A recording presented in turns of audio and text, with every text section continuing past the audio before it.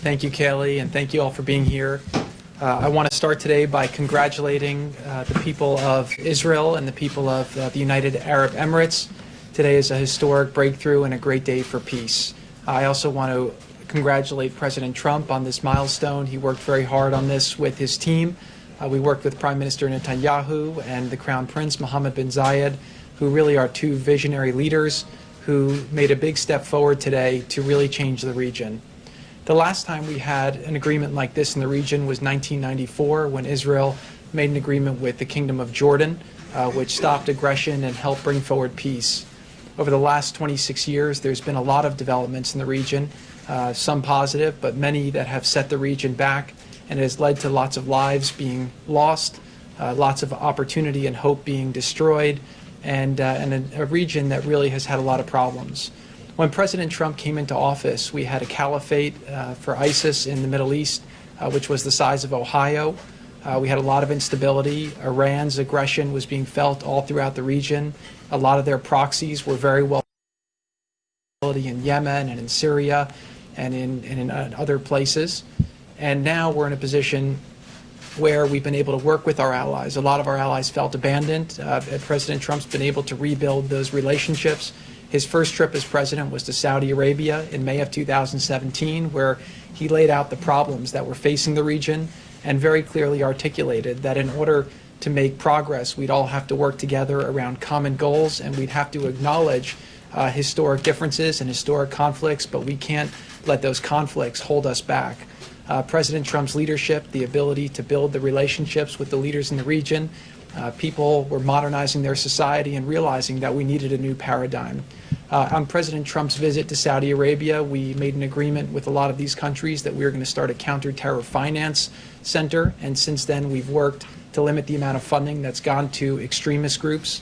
We worked with Saudi Arabia, which is the custodian of the two holy sites, and we worked with them to do a counter-extremism center to combat online extremism, and that's made a big difference because you can't solve the short-term problem without taking on the long-term fight. We've seen Saudi Arabia make a lot of modernizations over the last years, giving more rights to women and taking steps in the right direction, which have been very positive. And now today's breakthrough really allows us to go forward. To give you a little bit of background on this deal, this is something that's been in discussions now for over a year and a half. We were talking with Israel, we were talking with United Arab Emirates about moving forward. Obviously, because of the Israeli elections and because of some other things that were happening in the region, this is something that was talked about but never really got to the right place for it to happen. As you know, with deals happen when deals are ready, and peace deals are very rare and very historic. And there's a lot of reasons why people would be held back from moving forward. What we saw was when the president rolled out his vision for peace, which we worked very hard on for a couple of years to really try to understand the issues in the region between the Israelis, the Palestinians. He put forward 180 pages of detail on how we can address the issues of the past, but also figure out how to move forward. During that acknowledgement, President Trump was able to get Israel to agree to have a two-state solution with the Palestinians, and for the first time in history to agree to a map that outlined the territory that they would be willing to work with in order to see that happen. That showed a lot of people in the region that Israel was serious about really moving forward and making peace, and also showed them that President Trump's leadership and diplomacy could make things happen that hadn't happened previously. What happened is, as Israel was discussing with us, providing, taking Israeli law and sovereignty to areas of the West Bank and applying it, we were having these discussions, and over the last 6 weeks, the discussions between UAE and Israel started accelerating around this being a potential different path. We all saw Ambassador Oteba's op-ed that came out that said that he thought applying Israeli sovereignty to these areas would be detrimental to the region. And a new course, a new option was created that was discussed that ultimately both countries thought was a much more viable option to go forward. Israel's agreed to suspend those efforts at this time, and as a result, we're going to focus on bringing these two countries together. This is really a historic breakthrough, and it shows that President Trump's leadership from the Riyadh speech till today, you see a much different Middle East than what he inherited, and hopefully there's a lot more good things to come. This is an icebreaker. between these two countries. This is the first Arab country to normalize relations with Israel in a long time, 26 years since Jordan. And what we're going to hopefully see from there is more countries start to do the same. The final thing I'll just say is that here in America, the biggest threat that we saw in the last campaign was really two things. One was ISIS. The caliphate was growing. We were seeing journalists being beheaded. We were seeing people burnt in cages. And the threat of ISIS was something that was very scary to a lot of Americans and needed to be stopped. The instability was providing a place for extremists to plan attacks, to plan all kinds of terrible things, and the extremists were trying to radicalize the next generation. One of the biggest excuses that extremists use to radicalize the next generation is the mosque and the Al-Aqsa Mosque, and saying that it's being threatened, and the fact that Muslims aren't able to pray there. This deal will allow for flights from Dubai and Abu Dhabi to Tel Aviv, which will allow Muslims a real entree to come and visit Israel peacefully and to come and pray at the mosque with whatever frequency they deem appropriate. This is a big breakthrough. As people go there and pray and see that this is available, they'll share it with their friends, and they'll share the experiences. They'll share pictures of it on Instagram and Facebook and Twitter, and people throughout the world will see that the mosque is safe and that all people are welcome there. So this is a really great step forward for the region, a great step forward for the country, and a great step forward for the world. And again, I just want to really compliment the three leaders who worked very hard to make this possible. Prime Minister Netanyahu of Israel, the Crown Prince Mohammed bin Zayed of Abu Dhabi, and President Trump here in America. Thank you.